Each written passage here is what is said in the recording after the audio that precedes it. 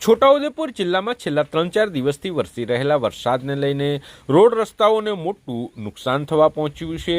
એક તરફ જે સિહોદ પુલ છે, સિહોદ પુલનું 2 દિવસ પહેલાં ડાયવર્ઝન ધોવાઈ ગયું હતું, જ્યારે ગઈકાલે ક્ષતિગ્રસ્ત પુલ પણ ધરાશયી થઈને તેનો કેટલોક ભાગ પાણીના પ્રવાહમાં ધોવાઈ ગયો છે। ત્યારે નેશનલ હાઈવે નંબર 56 ઉપર છોટાઉદેપુર અલીરાજપુરની જે બ્રિજ છે, બ્રિજ ઉપર પણ મોટું ગાબડું પડ્યું છે।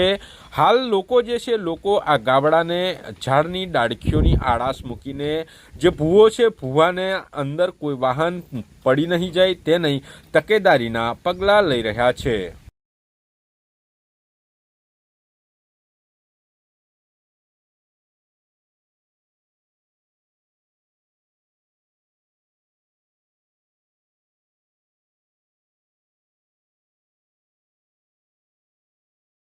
હવે અમે દૂધ ભરાતા હતા